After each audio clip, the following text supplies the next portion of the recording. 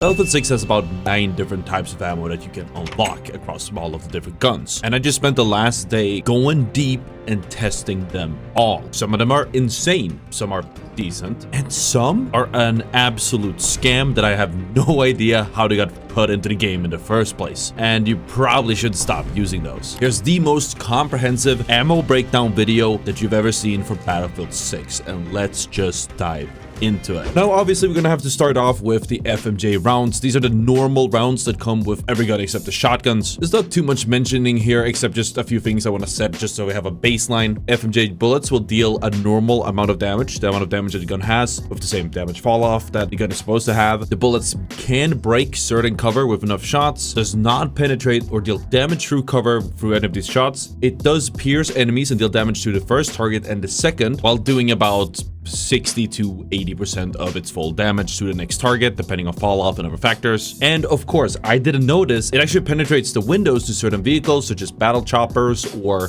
jets. However, I know for a fact it does not penetrate the windows to the APCs that come in Season 1, so we're gonna have to test that once the game comes out. I guess you can subscribe for that update. Next up, we have the penetration rounds. Now, a lot of people have had a lot of theories about how penetration rounds work. People in my comments and on Twitter and Reddit have had all these opinions of how it actually works, so I had to test it. It's actually one of the main things I wanted to test for this video, in addition to hollow points, which we'll get to later. And I have to set the record straight. Penetration rounds do not penetrate soft cover. They break it, but they don't seem to deal damage to anyone behind it. They also don't seem to be leading to any increased damage to vehicles or to cover. And again, they don't penetrate. They don't deal damage to anyone behind cover. After some quick testing in the range, I found that the penetration it does do seems to be about full damage. So if two targets are right next to each other and you shoot through one of them to hit the other, normally it should do pretty much full damage per shot. Now, it seemed a bit inconsistent because a lot of the shots just did not seem to penetrate or hit. I don't know exactly what happened when I was testing. My hands are pretty limited. I spent an hour today just trying to get into a portal in the first place. I couldn't get it to work consistently, but when you compared it to the FMJs, it was pretty clear that, okay, well, it does do about full damage in penetration, 60 to 80% depending on the gun. Now, it is worth noting that the penetration rounds also advertise a higher felt recoil. I'm not entirely sure what DICE meant by this, but I decided to just try shooting at a wall and see if the recoil looks any different. Here's the first one and here's the second one. And I know we use the same wall. I just couldn't figure out a way to clear the decals without, again, going in and out of the portal server, which was a lot of issues. So it seemed to be pretty similar. There's like a tiny, maybe few percentages higher recoil on the penetration rounds. I don't feel like these really make a difference. Personally, I wouldn't use them because any additional recoil is a bad thing. We want to have as little of that as possible. And you're not gonna run into people lining up pretty much ever. And let's say you want to use another ammo type, maybe that'll be more worth it as well. Next up, we have what I'd like to call an actual scam. Something I expected to be a lot better after reading the description, but after we tested it, I realized that this thing does not work as advertised or as all. DICE, please fix. And that is, of course, the polymer rounds, the lightweight rounds. These usually cost 10 loadout points, so now you're gonna have to start putting some skin in the game, your money where your mouth is, or whatever. It's not gonna be just a free test with a little bit of recoil. This will actually impact how well you can make a build. So we jumped into a custom and we tested this out. It turns out that for certain guns, it does not seem that the polymer rounds actually makes a difference whatsoever. Me and Josh, my faithful tester and editor, we walked right next to each other while looking at each other, and we strafed just as fast while aiming down sights. We tried walking to a certain point, just tried to match up next to each other. It was clear it wasn't working. So it doesn't seem that it adds movement speed when you aim down sights. However, we did take this one step farther because thankfully we did this live on stream and a viewer did come up with an idea which helped shed some light on the whole ordeal. We also tested this with LMGs. Now, LMGs, as opposed to carbines, significantly slow you down when you aim down sights. So if there would have been any noticeable difference, it would have been on the LMGs. And oh boy, this was definitely noticeable. Now, in retrospect, we didn't test between the LMGs or the M4s, but as you can see, they do speed you up a decent amount. Is it worth an additional 5 loadout points? I'm not entirely sure. And another thing they mentioned in chat was whether the mobility stat was tied to weapon swap speed or aim down sight speed. So we tested that as well because it it does go up by 1 when you equip the polymer rounds. And you can take a look yourself and tell me what you think. Next up, we have something that I've argued with people about for the last few days. It is, of course, hollow point rounds. And we're going to talk about hollow point rounds and synthetic rounds very shortly. Basically, what these do is they improve your headshot damage, usually significantly so. You go from a 1.34x headshot multiplier to a 1.5x, unless you have a precision weapon, as I call them, which is like the SVK or the M44, where it goes from 1.5x to 1.75x, which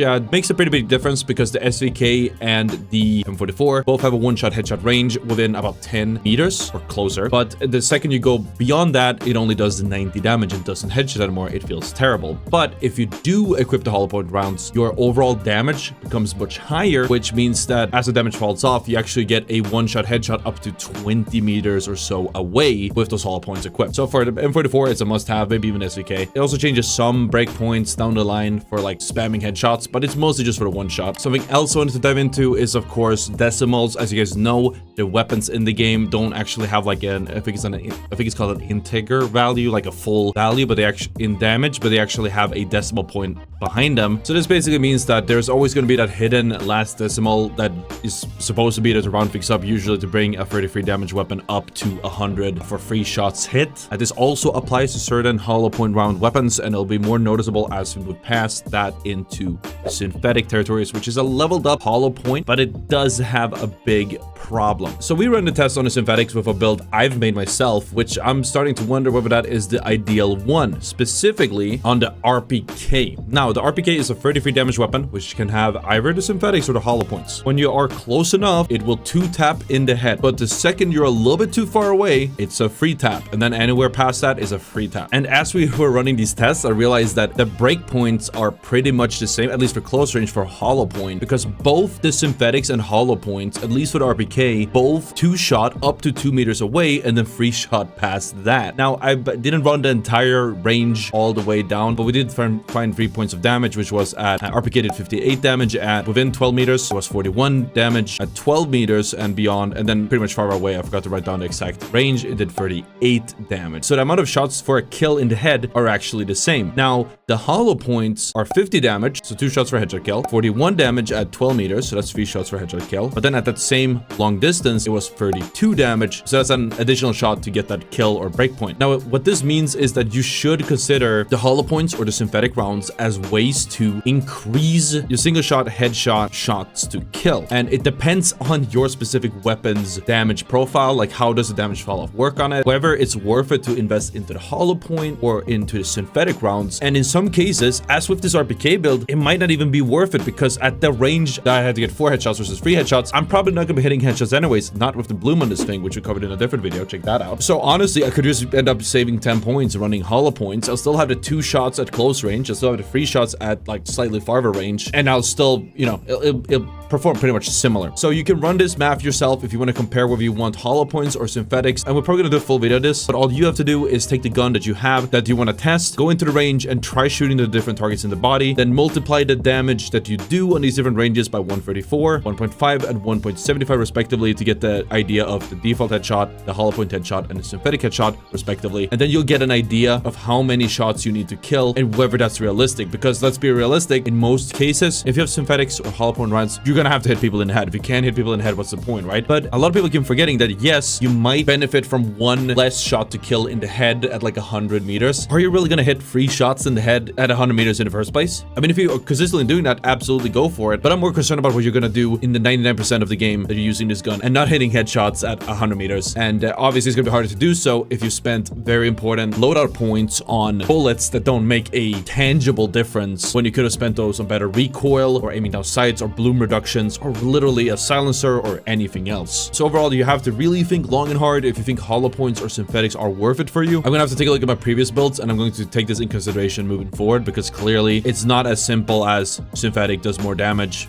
In a lot of cases, the damage is only felt past 50 meters. Next up, we have the Frangible rounds. All they say is that they slow down healing. How much does it slow down before healing starts? This was pretty easy to test, so we jumped into the range and we just gave it a little shot. So a target that is shot will normally, assuming they're not being suppressed or some other status effect, I guess, it will take them 5 seconds to heal up normally. If they're standing on top of a med pack, they're gonna start getting healed up from it after 4 seconds. Apparently, even when they are suppressed. I don't understand fully how that works. I don't think there's a consistent rule. It seems a bit bugged, but it does take 4 seconds. But if the enemy is hit by frangible rounds, it takes 9 seconds before it starts healing up, which is very, very valuable. If they get hit by frangible rounds again, it will obviously restart that process. However, there's 2 very important distinctions to be made here. First and foremost, you can stop healing just by shooting within like a 5-meter radius around them, and then every time you shoot in that radius, you'll deny healing for the next 5 seconds. So you can accomplish the same by shooting the enemy, and then if they go behind cover, shooting nearby them within the next 5 seconds, and then you actually get more out of it than the frangible rounds would do regardless. Additionally, it seems to instantly start healing you if you get touched by a med pack or a supply pack anyways. So I feel like the frangible rounds don't really seem to work in 99% of cases anyway. So they're pretty much just a waste of loadout slots. It's not worth it. Next up, I had something we tested real quick because I was very curious about this. It was, of course, the long range bullets. And all it says is it provides a reduction in bullet drag. What does this mean? We give it a quick shot and we noticed that it didn't seem to be a difference in the bullet, like velocity or trajectory. It doesn't list a difference in bullet velocity and it doesn't mention trajectory, but we just wanted to make sure because we weren't sure exactly what bullet drag is. And obviously, you gotta think twice before trusting these descriptions, sadly. But it does seem that bullet drag, from what I could gather, is just how much the bullet is held back by the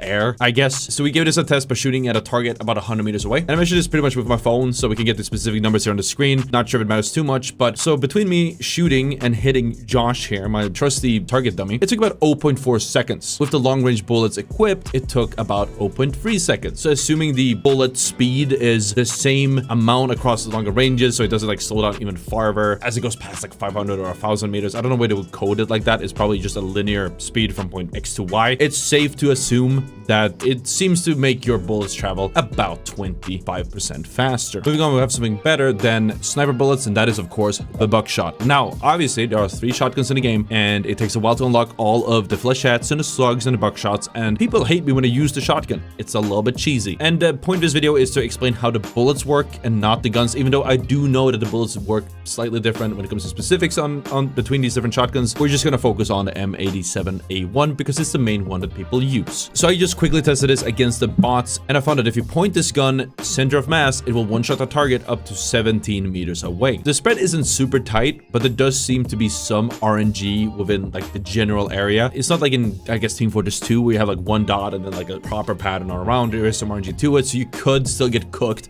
by full RNG, especially over the longer ranges if you're pushing 17 meters, but it seems to generally group pretty well. There's also something I said in the beta, and I do still think it may have worked like that back then. It doesn't right now, where there's a common misconception that because equipping a laser or a grip or lying down makes your bloom circle smaller, that would make your spread tighter. It doesn't do that. It's the same amount. However, if your bloom circle is larger, there's a larger chance that it RNGs and goes like towards the outer rims of it, and it doesn't go perfectly centered in the middle. Even though most of the times, at the very least, the first shot will usually be in the middle. The opposite of that is, of course, the slug rounds. These are actually something I was really interested in testing because I've used the slug rounds in the past. I used them in LA when we dropped a really banger game against Nate Shot and all that. So COD pros to check it out. But you actually don't need slug rounds to pop off of this thing. But between the LA multiplayer reveal and today, there has been a big nerf to the shotgun in general, and I do feel like slugs may have been affected pretty harshly as well. I don't remember if they listed any change, but it does not feel good to use them at all. So the slugs deal about 100 damage per body shot until you're about 15 meters out. Past that, it's 75 damage per body shot until about 40 meters out, and then 50 damage per body shot past that 40. And at some point between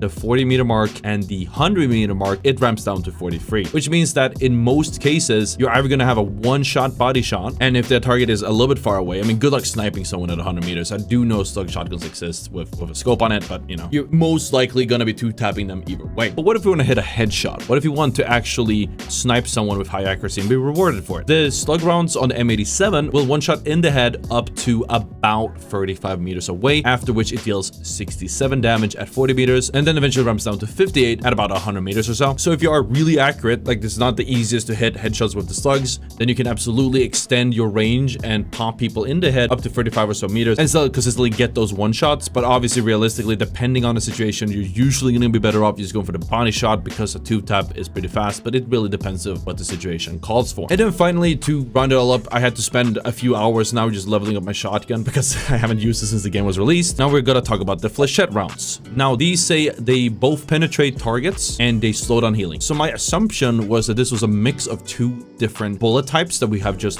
covered, that being the Frangible and the penetration. I was pretty much right, but there were some things that were a little bit different. It does take about 9 seconds for heal regen to start after they take damage. It's the same as with Frangible, but the penetration looks a little bit different. Now it's really hard to test this because it's Buckshot and it's gonna go in all sorts of directions, and I could only shoot bots running around. But after shooting a lot of bots that ended up, you know, running through each other or sitting next to each other, I did find that without the Flechette rounds, about 40 to 50% of your Buckshot will penetrate the target and hit whatever's behind it, hopefully another target. But with the Flechette rounds, you would usually get a 1 pump dealing about 70 to 80% of the full 1 pump damage, which technically is 134, but you currently can't see a target with over 100 health, so we're just gonna say it's 100 damage for the sake of simplicity. So again, assuming you do 100 damage for a full pump, you would deal about 70 to 80 damage. I saw 77 a lot if they just line up. And again, without it, it's about half of 100, about 40 to 50. And yeah, those were all the bullets. I had to dive really deep into this because there's been so much discussion about the bullets lately, and I wanted to make sure that we got the facts right. Ultimately, I want to say that they're either super niche, where unless you have a specific reason to use them, you shouldn't use them, or they just straight up don't really do anything, and you might as well just spend a load of points on something